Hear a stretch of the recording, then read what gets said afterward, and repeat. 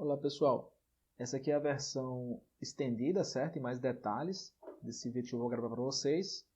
E quem quiser ver a versão resumida, vai ser bem mais curtinha, mas bem mais direta ao ponto.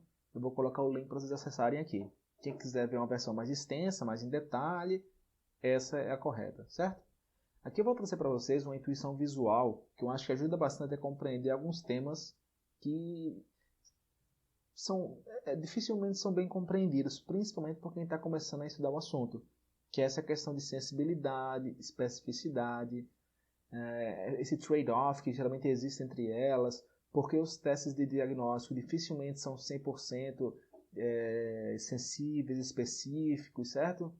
Eu já vi algumas discussões, enquanto eu estudava sobre esse tema no passado, onde existiam muitas opiniões, mas muitas informações desencontradas sobre ser possível uma coisa, não ser possível outra. Já cheguei a ler que matematicamente não tem como ser 100% nas duas, o que não faz muito sentido. Já vi bastante coisa. E é muito complicado, ao menos para mim, que sou uma pessoa mais visual, compreender bem sem ver, certo? E aí eu acredito que tem muitas pessoas que são parecidas comigo nesse sentido, e eu trouxe para vocês visualmente alguns exemplos. Eu acho que vai ficar mais claro de entender quando existe trade-off, quando não existe, o que fazer quando é obrigatório você perder um para ganhar no outro, ter que diminuir a especificidade para poder aumentar a sua sensibilidade e coisas do tipo, certo? Então, para a gente fazer essa brincadeira aqui hoje e compreender bem essas coisas, eu vou criar um data frame aqui, os códigos vão estar em R, certo? Então, eu vou criar esse data frame aqui com 600 indivíduos. 300 serão doentes de alguma coisa e 300 serão saudáveis com relação a essa doença. Então, 600 pacientes. Eu vou distribuir alguns valores para uma medida que eu chamei de medida. Pode ser qualquer medida, certo? De dado biométrico. Então, assim, se fosse pacientes diabéticos e não diabéticos, você poderia pensar no valor de glicose, num teste de glicose, seja jejum, enfim. Qualquer medida. Vai ser bem genérico esse exemplo, ao menos inicialmente. Então, se eu criar esse data frame no R e chamar a função head, ela mostra o começo do data frame, né? Vamos ter uma coluna com estado, que é doentes e saudáveis, e a medida, que vai ser um número. Eu vou plotar inicialmente um histograma, certo? Para visualizar esse data frame. Vamos ver isso aqui. O que é um histograma para quem não conhece? Certo? Isso aqui é um gráfico. Eu tenho aqui no eixo X embaixo a medida, que ela vai aqui de 0 até 60. E eu tenho aqui no eixo Y, na vertical, o número de indivíduos. Então, como é que você lê um histograma? Vamos pegar essa barrinha aqui, por exemplo. Essa bin que a gente fala em inglês, né? Então, aqui eu tenho uma barrinha com um valor de quase 70. O que isso significa? Isso significa que, vamos lá, em medida. No valor, digamos assim, 25. No valor 25, nós temos quase 70 indivíduos com o valor 25. Com o valor, sei lá, 38 por aqui, não tem ninguém, porque não tem uma barrinha. Então, o histograma, ele nos mostra quantos indivíduos nos nossos dados tem aquela medida. Então, quanto mais alto, mais pessoas com aquela medida tem no nosso dataset. Certo? Fica mais legal de visualizar essa distribuição se a gente utilizar uma técnica de suavização do histograma, certo? Com kernel density. Já vai ser esse código aqui, é pouca coisa diferente. Em vez de geom histogram, eu coloquei o geom density, certo? Isso aqui é uma função da biblioteca ggplot2, do R. E agora vamos ter esse gráfico aqui, certo? Está suavizado os dois histogramas. O que a gente consegue ver aqui é que o azul, como diz aqui na legenda, são pacientes saudáveis. Então essas medidas, essa distribuição é de paciente saudável e essa distribuição é de paciente doente. Como é que você faria para diferenciar a partir dessa medida quem é saudável e quem é doente? Como eles são linearmente separáveis, se você ver, você pode traçar uma linha aqui e dividir perfeitamente os dois grupos. O que a gente faria? Vamos criar aqui, chamar essa função geomVline, certo? No ggplot2 do R, você pode atribuir o seu gráfico a uma variável, eu chamei aqui logo no comecinho, ó. O ggplot eu atribuí ao P, e quando eu chamo o P, ele plota. De mesmo modo, eu posso continuar adicionando coisas a esse P. Aqui eu vou adicionar ao P essa linha vertical, certo? Vai ser na média de todas as medidas de pacientes saudáveis e doentes, na cor azul, dash, né, tracejada, e vamos ter isso aqui. Isso aqui é massa, porque se eu colocar isso aqui como threshold, como limiar, A partir desse valor, todo mundo é doente e antes dele, todo mundo é saudável. Um teste desse tipo seria perfeito. Ele teria sensibilidade máxima e especificidade máxima. O que é sensibilidade? A sensibilidade de um teste é, se você pegar todas as pessoas que estão doentes, quantas delas o meu teste disse que elas são doentes? Então é a taxa de verdadeiro positivo, a gente chama, né? True Positive Rate. Então, os verdadeiros positivos sobre todos os positivos, que são os verdadeiros positivos do meu teste, assim como os falsos negativos. Eu falei que eram negativos, mas na verdade eram positivos. Então, isso aqui é a mesma coisa que todos os positivos. Se todo mundo que tem a doença, o meu teste falou que tem a doença, eu tenho uma sensibilidade máxima. Especificidade é a taxa de verdadeiro negativo, True Negative Rate. Eu vou pegar os que meu teste falou que são negativos, dividido por todos que são de fato negativos, o que inclui os falsos positivos, que meu teste falou que é positivo, mas na verdade é negativo. Se todo mundo que não tem a doença, que é saudável, receber um negativo do meu teste, eu tenho uma especificidade de 100%. Então, nesse exemplo, eu consigo ter sensibilidade e especificidade máxima de 100%, porque todo mundo que é doente foi adequadamente classificado como doente, diagnosticado como doente, e todo mundo que é saudável foi adequadamente diagnosticado como saudável. Então, esse aqui é um exemplo que prova que é possível sim ter sensibilidade e especificidade máxima. O problema é que na vida real, raramente a gente tem essas distribuições de medidas tão isoladas entre pacientes saudáveis e doentes. Nesse exemplo aqui, como vocês podem ver, tem um trecho até aqui, mais ou menos, que todo mundo é saudável, e um trecho aqui que todo mundo é doente, mas tem um intervalo na nossa distribuição que é uma medida que tanto pacientes doentes como saudáveis têm.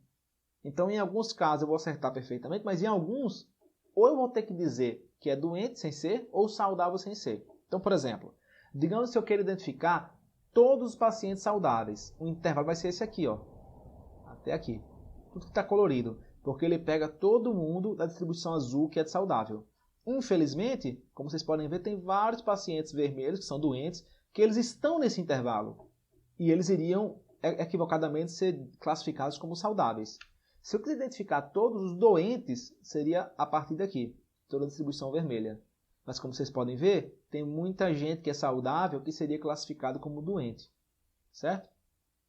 Então o que a gente quer minimizar? Aqui no caso tem que ter um trade-off. Eu vou ter que ou ter mais falso negativo ou falso positivo. Por isso que geralmente a gente fala isso, que para um crescer o outro tem que diminuir. Porque na vida real, geralmente existe esse overlap, ok? Além de outras limitações que já vão ficar mais claras para você. Então, o que a gente quer minimizar? Bora pensar aqui no exemplo de um teste rápido, certo? Testes rápidos, até como o nome já diz, são testes rápidos, práticos, baratos, ou ao menos mais baratos do que os testes padrão ouro. E eles geralmente constam na parte inicial de protocolos para diagnóstico de doença. Só para deixar claro, padrão ouro não é um teste perfeito que sempre acerta, não é o 100% sensibilidade, 100% especificidade. Padrão ouro é o melhor teste, ou um dos melhores testes que tem disponível, né? Técnicas de testes que tem disponível para aquele diagnóstico no mercado. Então tem teste padrão ouro que não tem uma sensibilidade e especificidade tão alta, mas é o melhor que tem. E eles costumam ser mais caros porque é o que é mais moderno, digamos assim, né? Os testes rápidos, o intuito é você fazer uma filtragem da população. Então aqui, esse exemplo, fica mais fácil a gente trabalhar esse trade-off. Por quê? Um falso positivo não é o fim do mundo. Por que um falso positivo não é tão problemático? Porque se eu estou aqui, vamos pegar a sífilis, por exemplo, eu vou testar uma grande quantidade de pessoas, e como é o teste rápido, que tem mais falso positivo, algumas pessoas que são saudáveis irão ter um resultado falso positivo. O teste vai dizer que ela tem sífilis, por exemplo, o teste rápido, mas ela não tem. Qual que é o problema de acontecer isso? É que ela vai ser encaminhada para fazer o teste padrão ouro, o treponêmico, por exemplo. Um teste da categoria treponêmico, né? O problema é que isso é custo para o sistema de saúde, para a pessoa, que ela vai ter que pagar por mais um teste. Pode ter um pouco de estresse e tudo mais, mas não é um impacto tão grande para a sua saúde, porque no final o teste padrão ouro vai dizer, muito provavelmente, que você não tem a doença e está tranquilo. O problema é o falso negativo.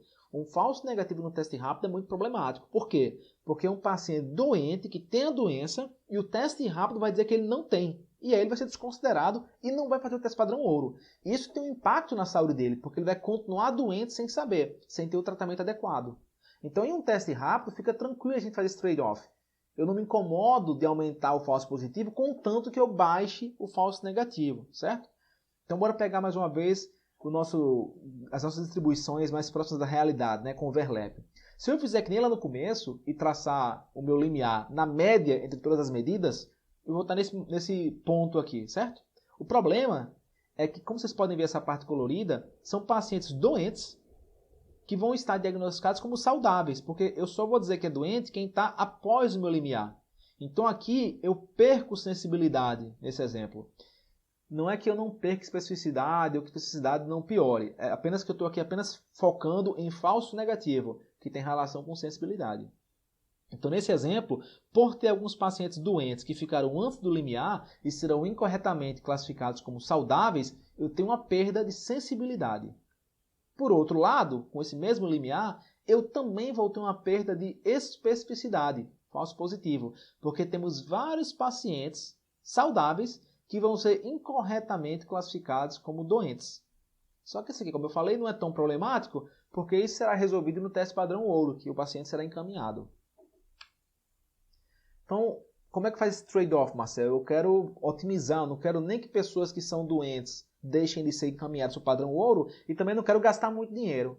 Bem, se você colocar o limiar como zero, ou menor que qualquer outra medida para esse teste, eu tenho sensibilidade perfeita. Porque se eu colocar aqui, por exemplo, o teste vai dizer que todo mundo sempre está doente. Então eu não tenho nenhum falso negativo, porque ele nunca vai dizer que alguém não está doente. Então é um teste de sensibilidade perfeita. Só que não é muito inteligente isso, porque olha a quantidade de pessoas saudáveis que eu vou ter que testar novamente e gastar recurso com esses testes. Testes que poderiam ser utilizados com pacientes de fato doentes. Então, embora eu tenha uma sensibilidade perfeita, há um gasto muito grande de recurso aqui. Por outro lado, se eu colocar o limiar no máximo, um valor maior do que qualquer valor possível para aquele teste, eu vou ter uma especificidade perfeita. Por quê? Ele vai dizer que todo mundo é saudável. Ou seja, ele não vai errar dizendo que alguém é positivo, não vai ter falso positivo, porque ninguém é positivo. Todo mundo está antes do valor que é impossível de alcançar. Só que temos aqui uma outra problemática, porque tem vários pacientes doentes que não vão ser diagnosticados no teste de padrão ouro e não receberão o tratamento para aquela doença. Então aqui também não é muito inteligente. Pessoas irão morrer, irão sofrer, terá um impacto na saúde por causa disso. Então é aqui que tem trade-off. Eu tenho que encontrar um valor que maximize o que eu quero maximizar e minimize o que eu quero minimizar. O teste rápido, como a gente já conversou, o objetivo, o ideal é minimizar o falso negativo. E aí eu coloquei esse limiar aqui. Colocando esse limiar aqui, nesse exemplo em zero, eu garanto que todo mundo que está doente vai ser dito como doente. Então eu tenho uma sensibilidade máxima. Ninguém vai receber um negativo, ninguém vai receber um positivo sem ser positivo. Ao mesmo tempo, eu vou ter uma queda de especificidade, porque vai ter muita gente que é saudável e vai receber um diagnóstico de doente. Mas como a gente já conversou, é um preço a se pagar. A gente gasta um pouco mais com o teste, mas ao menos ninguém doente vai receber um diagnóstico, uma classificação de saudável. Então esse aqui seria o teste que geralmente chega no mercado, digamos assim. A gente maximiza a sensibilidade, mas em compensação a gente acaba perdendo um pouco de especificidade. Limitações de testes, né? Aqui nesse exemplo que eu dei, tinha um exemplo bem bonitinho, o primeiro exemplo, que era bem separado, e o outro que tinha um overlap. E aí você fala, então Marcelo, sempre que for separado, eu tenho sensibilidade e especificidade perfeita. Infelizmente não. Por quê? Primeiro, a gente tem que ver a faixa de medição do nosso sensor, a precisão. Se o nosso sensor ele consegue medir unidades de medida 1 a 1, e eu tenho, por exemplo, que de 0 a 10 é saudável e de 12 a 20 é doente, eu consigo pegar ali o 11 e separar perfeitamente os dois grupos. O problema é que, digamos que em vez de medir unidade 1 a 1, o meu sensor ele tem uma precisão que vai de 3, 4, 5. Eu não consigo medir 1, eu consigo medir entre 1 e 5, entre 5 e 10, entre 2 e 6, entre 3 e 7 e coisas desse tipo. Por causa dessa faixa de medição, eu não vou conseguir separar por mais que sejam separados. Então vai ter uma faixa ali entre, por exemplo, sei lá, 9 e 13, que o meu sensor vai dar um valor para isso, e eu tanto tenho pacientes saudáveis como doentes. Então, por mais que seja bem bonitinha, as duas distribuições bem separadas, por causa do meu sensor, eu não vou conseguir medir isso perfeitamente. E aí tem a questão de ruído também, questão de dados enviesados. Então, eu posso, por exemplo, estar no meu estudo, que eu vou testar o meu teste, né? Apenas pacientes muito graves. E aí eu vou ter uma distribuição a minha amostra, né, vai ser diferente da realidade. Então, embora a minha sensibilidade e especificidade estejam estimadas corretamente para aquela amostragem, para a população é um outro valor. Assim como casos raros. A gente tem, por exemplo, a hipoglicemia não diabética, pacientes que têm hipoglicemia sem ser diabéticos. Nesse caso, se no meus testes, no meu estudo, né, eu não incluir esses pacientes, eles vão ser incorretamente, provavelmente, classificados. Então tem toda essa questão que, lembrando que quando você faz uma especificidade e uma sensibilidade em um teste, né, para o seu teste, para o seu medicamento, seu algoritmo de classificação, o que for, você baseia isso num conjunto de dados que você tem. E nem sempre esse conjunto de dados ele é representativo da população, certo? Tem também a questão de medição indireta. Às vezes, a gente está utilizando uma medida para diagnosticar, para classificar um quadro clínico, um fenômeno, uma doença, mas na verdade essa variável ela apenas tem correlação com a variável que de fato está causando ou é causada pelo quadro. Isso geralmente funciona, mas como é apenas uma correlação, não tem uma relação causal, podem existir casos que a doença vá ou não se manifestar, independente do valor da nossa medição. Então isso também é um problema, é uma limitação para alguns testes. Tem testes que eles não testam, por exemplo, anticorpo, que é específico para aquela doença. E aí quando se fala de teste, a gente tem que falar do teorema de Bayes, certo? É um teorema matemático, inicialmente feito pelo reverendo Bayes, divulgado pelo Richard Price e vários outros grandes nomes da ciência, e ele nos ajuda, à frente a um resultado de um teste, atualizar com base em evidências que a gente tem. Então, inicialmente, eu vou dar aqui um caso matemático, falar em números, e depois falar de uma forma um pouco mais verbal com vocês, certo? Então, bora pensar aqui no exame de mamografia. Digamos que no mundo a prevalência do câncer de mama em mulheres seja de 1%. Ou seja, 1% das mulheres vivas têm câncer de mama, 99% não tem. Além disso, o nosso mamógrafo, o nosso exame, em 80% das vezes, ele detecta o câncer quando ele existe, certo? No entanto, 20% das vezes que o câncer existe, o nosso mamógrafo ele não identifica o câncer. Além disso, 9,6% das mamografias detectam câncer quando ele não existe. E em 90,4% dos casos, a pessoa não tem câncer e o mamógrafo fala de fato que você não tem câncer. Isso aqui é um exemplo ilustrativo, os números são um pouco melhores na realidade, mas é interessante para o nosso exemplo aqui manter esses números, certo? No caso, faríamos uma tabelinha desse tipo. Teste positivo, quem tem câncer, 80% do tempo vai estar correto, 9,6% sem câncer. Negativo, esses números. Que é apenas colocando em tabela o que eu acabei de falar no slide anterior. Então, eu coloquei bastante texto nesses próximos slides, porque, ao menos de início, não é muito intuitivo compreender o teorema de Bayes. Então, vocês podem pausar o vídeo, se quiserem, e dar uma lida com calma, em vez de ficar voltando para me ouvir novamente. Eu acho que é mais fácil para vocês assim. Então, com base nisso, alguém fez um teste, fez uma mamografia, e quer saber quais são as chances de realmente eu ter um câncer de mama, dado que o exame deu positivo. Quais são as chances de ter câncer de mama, dado que o teste deu positivo? Eu tenho mesmo? Quais são essas chances? Se o teste deu positivo, a gente está falando dessa primeira linha aqui, certo? O teste positivo, se tem câncer, 80%, aqui 9,6%. Uma pessoa menos atenciosa, ou que não conhece o teorema de Bayes, pode achar que a resposta é 80%. A chance de ter câncer, dado que o teste deu positivo. Mas não é assim. Bora dar uma olhadinha como é que funciona o teorema de Bayes. Então, o teorema de Bayes, como é um teorema matemático, né, tem uma equação, uma expressão matemática. Eu vou ter essa nomenclatura aqui, ela significa qual é a probabilidade de A dado B, certo? Aqui no caso, A é ter câncer, então probabilidade de ter câncer, dado que o teste deu positivo. Aqui é o contrário, a probabilidade de testar positivo, dado que eu tenho câncer. A probabilidade de A é de ter câncer, esse C é de complementar o contrário dela, então 1 é 99. E aqui a probabilidade de testar positivo, dado que eu não tenho câncer. Alguns valores a gente já tem, certo? Do que eu falei inicialmente. Eu estou apenas colocando o nome deles na expressão, digamos assim. E aqui está a equação do teorema de Bayes. Quando a gente calcula isso aqui, eu vou chegar no valor de 7,8.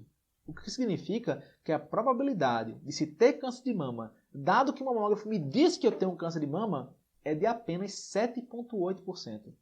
Então, de 80 para menos de 8, a diferença é bem grande, né? Uma coisa tem que ficar muito clara, e isso geralmente não é falado quando se fala de teorema de Bayes, ao menos para um público mais leigo. Esse resultado tem um pressuposto fundamental, de que você é uma pessoa aleatória na população, uma mulher aleatória. E geralmente quem faz mamografia não é uma mulher aleatória, certo? Tem algum sintoma, está no grupo de risco, tem uma predisposição genética, foi alguma recomendação médica. Mas se você for uma pessoa aleatória, esse é o valor. E esse valor, ele é um valor ajustado, isso aqui é uma probabilidade a posteriori, certo? A nossa 80% era a priori, agora é a posteriori, porque eu ajustei com base na prevalência da doença. Então, quando você tem uma doença que é muito rara, o número de falsos positivos é muito alto naquele teste, geralmente, certo? Então aqui, se por exemplo você falar, mas eu estou com caroço na mama, já aumenta a chance de estar correto o teste. Eu estou com uma diferença de coloração, está avermelhado, uma mama está diferente da outra. Então, a partir de quando você vai tendo mais sintomas ou se enquadra em grupos de risco, essa probabilidade aumenta. E pode chegar ao ponto, por exemplo, de ser mais de 80% de chance de você, de fato, ter o câncer de mama. Os médicos, geralmente, eles utilizam o teorema de Bayes. Eles não olham o resultado numérico do teste isoladamente. Eles pegam aquilo ali, juntam com outros testes que você tem, com o teu quadro clínico, com a anamnese que eles fizeram. Então, o teorema de Bayes ele faz parte do dia a dia do profissional médico. Porque ele não pode levar em consideração aquele teste de forma isolada. Ele tem que levar em consideração várias informações que ele tem sobre você para chegar na estimativa a posteriori, na estimativa específica para você, digamos assim, mais personalizada, vamos dizer. Então, a grande questão é o peso que a proporção das pessoas que não possuem câncer exercem nessa fórmula. Você pode dar um pause aqui no vídeo e dar uma lida nesse textinho, certo? O pulo do gato aqui é que é uma doença muito rara. Se você tem mais interesse no teorema de Bayes, tem um podcast, um episódio do SciCast, que eu fiz a pauta e ajudei a gravar com o pessoal, sobre o teorema de Bayes, conta a história do reverendo Bayes, assim como vários exemplos e coisas interessantes sobre o teorema. É um episódio mais longo. Quem tiver interesse, o link está aqui, eu recomendo. Qualquer dúvida, coloque em comentários, podem entrar em contato comigo através do Twitter, me seguirem, é o M. Ribeiro Dantas, certo? Tem o meu blog também. E aí estou à disposição para tirar alguma dúvida. Lembrando que uma versão menor desse vídeo, mais direta ao ponto, está disponível também aqui no meu canal. Mas quem quiser uma versão mais extensa, mais didática, é do caso desse vídeo aqui. Então valeu, pessoal. Até a próxima.